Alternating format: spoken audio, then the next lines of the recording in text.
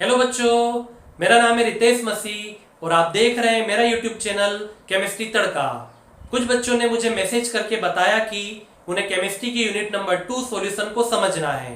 अगर आपको भी केमिस्ट्री की किसी यूनिट के किसी टॉपिक में कोई प्रॉब्लम हो तो आप कमेंट करके ज़रूर बताएं।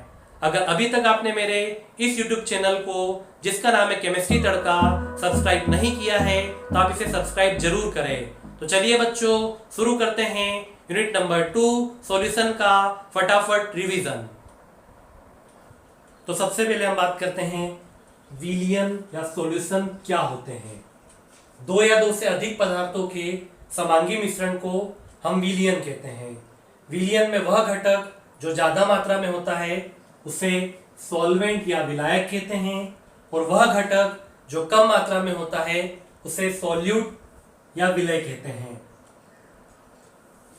टाइप्स ऑफ सॉल्यूशन, विलयन के प्रकार। पदार्थ की अवस्था के आधार पर विलयनों को 3 प्रकारों में विभक्त किया है। सॉलिड ठोस विलयन, ऐसा विलयन जिसमें विलायक ठोस हो और विलय ठोस, द्रव और गैस हो, तो इस प्रकार के विलयन को ठोस विलयन कहते हैं। लिक्विड या द्रव विलयन, ऐसा विलयन जिसमें विलायक द्रव हो और विलय ठोस, द्रव और गैस हो, तो इस प्रकार के विलयन को द्रव विलयन कहते हैं।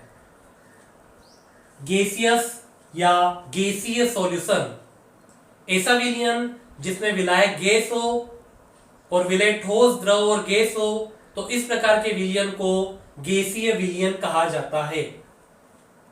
पदार्थ की सांद्रता के आधार पर विलयन को 5 प्रकारों में विभक्त किया है। डाइल्यूट या तनु विलयन, ऐसा विलयन जिसमें विलायक की सांद्रता ज्यादा होती है उसे तनु विलयन कहते हैं।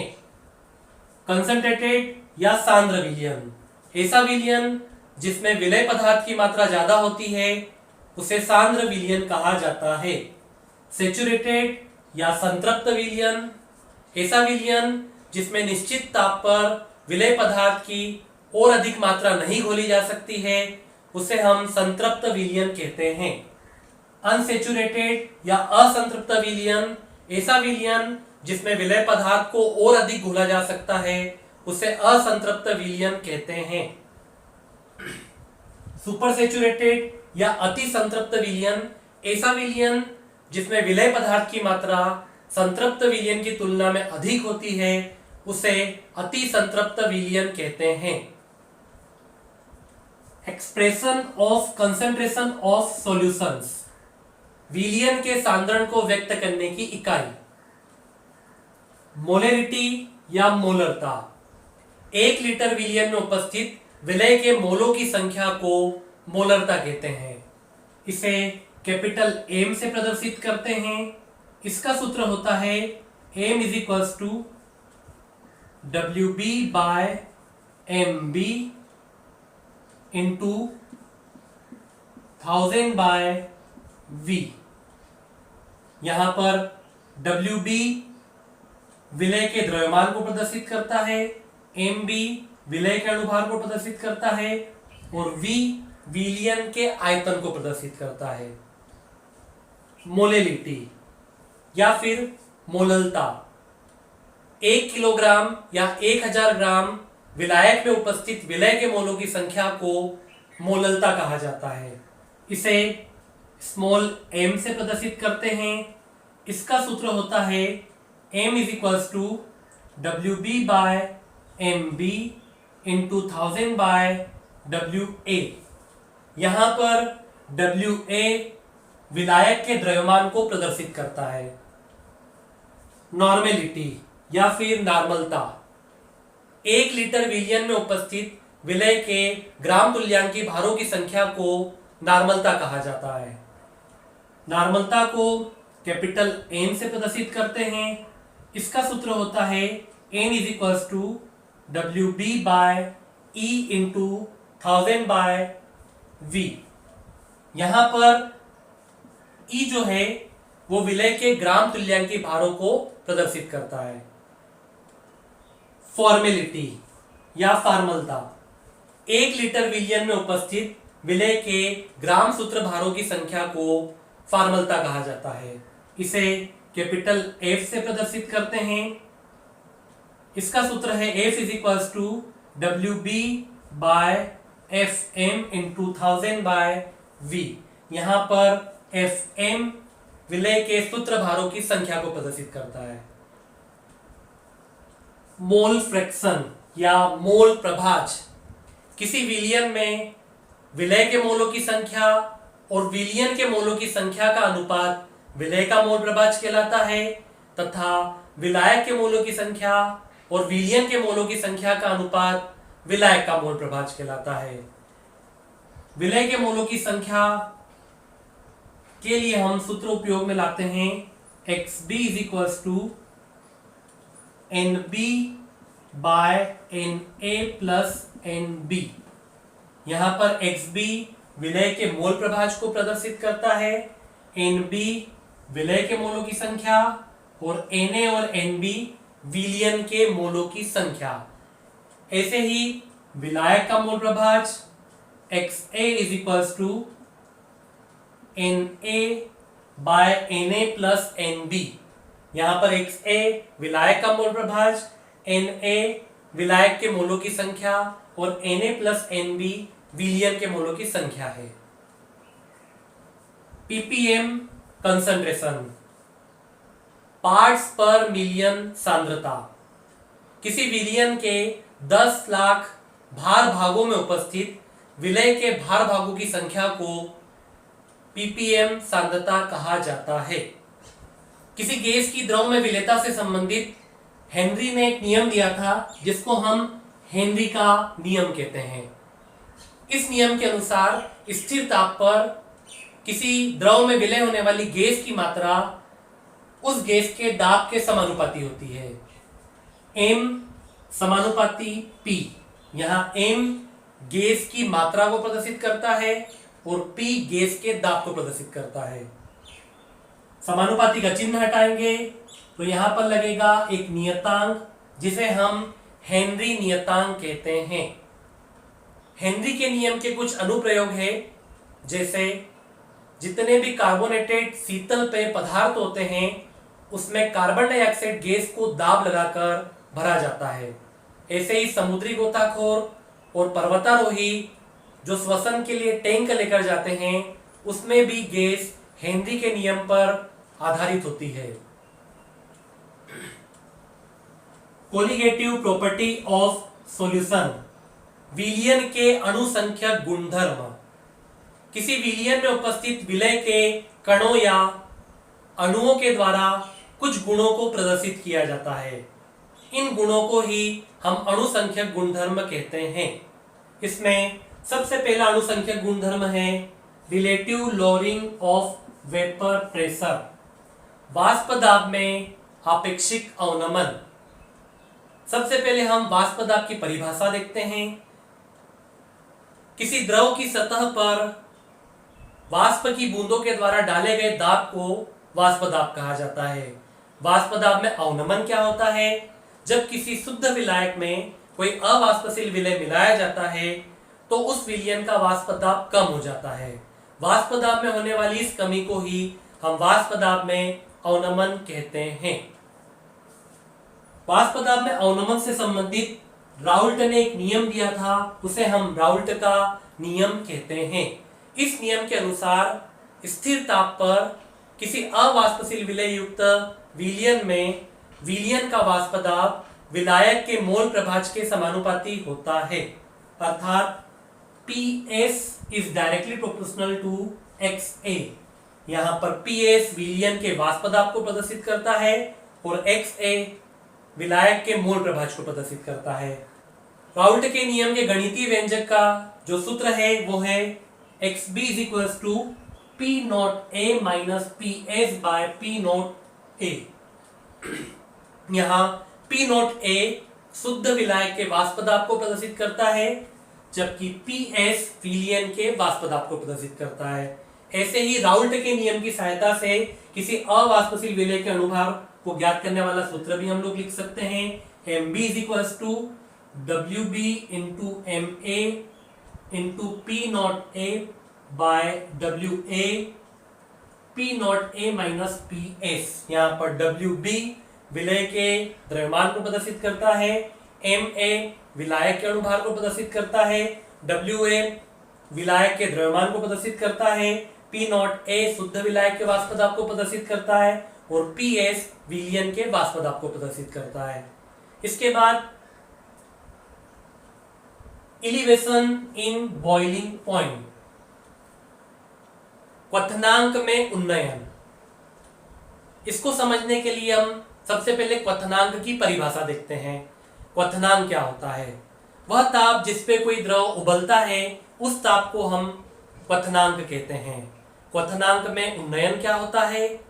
जब किसी शुद्ध विलायक में कोई अवाष्पशील विलय मिलाया जाता है तो उस विलयन के क्वथनांक में वृद्धि हो जाती है। क्वथनांक में होने वाली इस वृद्धि को ही क्वथनांक में उन्नयन कहा जाता है। Molal boiling point elevation constant, molal क्वथनांक उन्नयन स्थिरांक क्या होता है?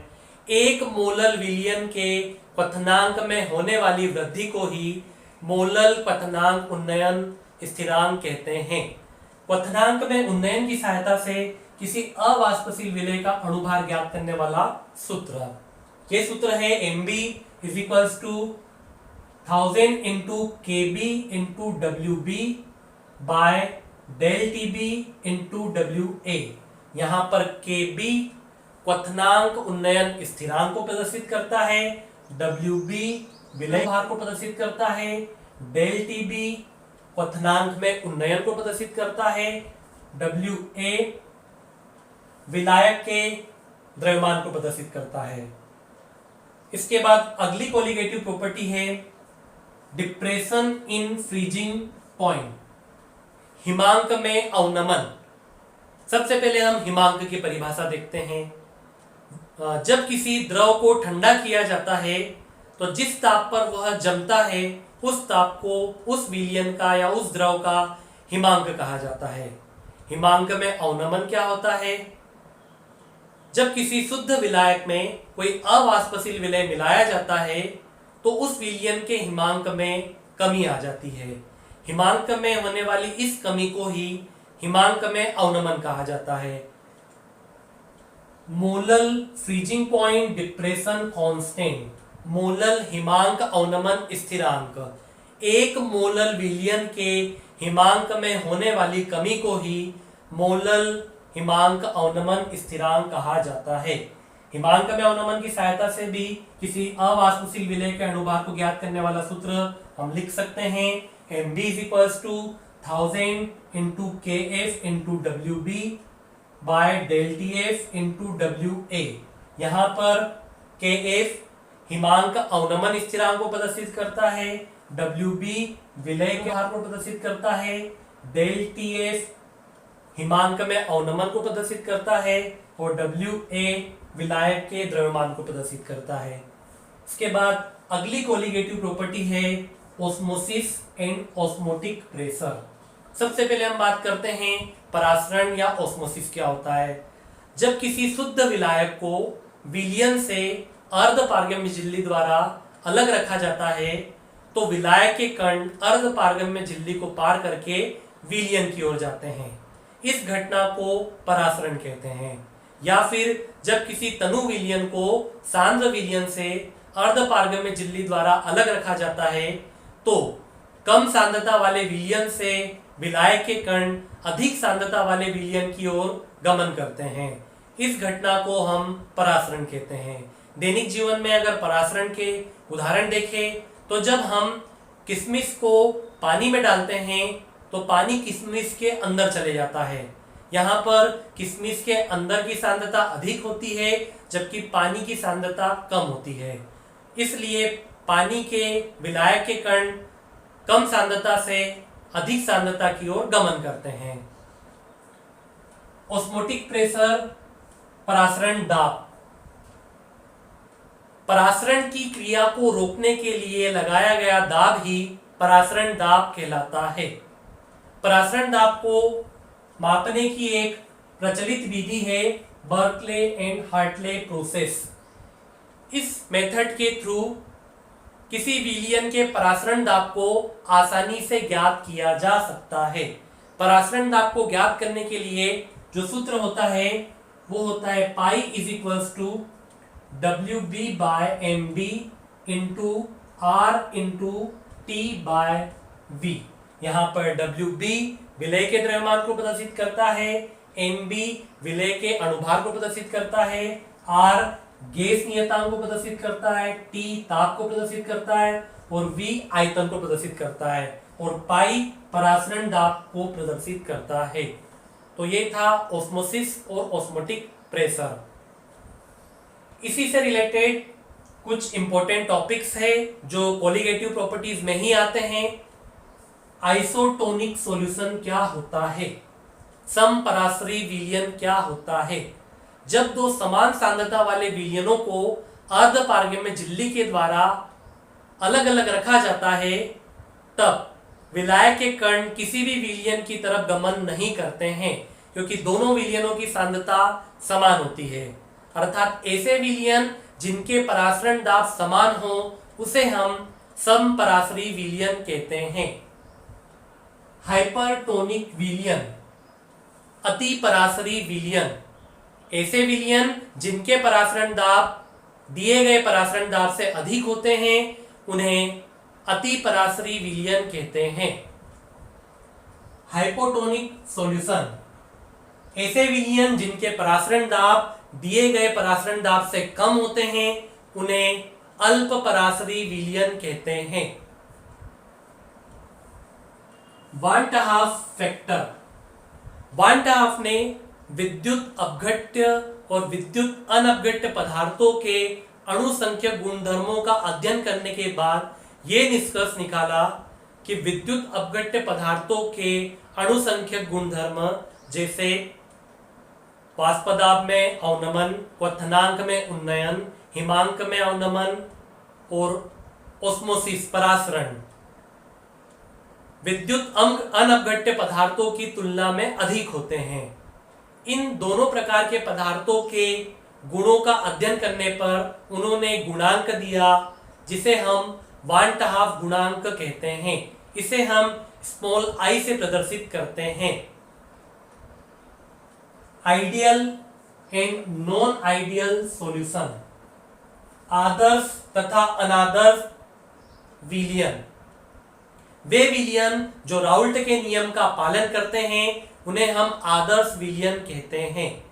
वे विलयन जो राउल्ट का नियम का पालन नहीं करते हैं उन्हें हम अनादर्श विलयन कहते हैं। Positive and negative deviation solutions, धनात्मक तथा ऋणात्मक विचलन वाले विलयन, ऐसे विलयन जिनके वाष्पदाब तथा विलयन के घटकों के वाष्पदाब राउल्ट के नियम द्वारा परिकलित वाष्पदाब की तुलना में अधिक होते हैं उन्हें धनात्मक विचलन वाले विलयन कहते हैं तथा ऐसे विलयन जिनके वाष्पदाब और उस विलयन के घटकों के वाष्पदाब राउल्ट के नियम द्वारा परिकलित वाष्पदाब की तुलना में कम होते हैं उन्हें हम ऋणात्मक विचलन वाले विलयन कहते हैं। इसी यूनिट में रिवर्स या उत्क्रम या विपरीत परासरण क्या होता है इसकी हम परिभाषा देखते हैं। जब शुद्ध विलायक को विलयन से अर्धपारगम्य झिल्ली द्वारा अलग रखा जाता है और विलयन पर परासरण दाब से अधिक दाब लगाया जाता है तो विलयन से विलायक के कण अर्धपारगम्य झिल्ली को पार करके शुद्ध विलायक की तरफ जाते हैं। इसे हम विपरीत या उत्क्रम परासरण कहते हैं। समुद्री जल को पीने योग्य बनाने के लिए विपरीत परासरण का उपयोग किया जाता है। एजोट्रोपिक या स्थिरक्वाती मिश्रण क्या होता है? ऐसे विलयन जो संगठन में बिना परिवर्तन के आश्रित हो जाते हैं उन विलयनों को एजोट्रोपिक या स्थिरक्वाती मिश्रण कहा जाता है। तो बच्चों ये था यूनिट नंबर 2 सॉल्यूशन का फटाफट रिवीजन। उम्मीद करता हूं कि आपको यह वीडियो पसंद आया होगा। अगर मेरा यह वीडियो आपको पसंद आया तो इस YouTube चैनल को जिसका नाम है केमिस्ट्री तड़का सब्सक्राइब जरूर करें, इस वीडियो को लाइक और शेयर जरूर करें। बच्चों आज के लिए बस इतना ही, फिर मिलते हैं।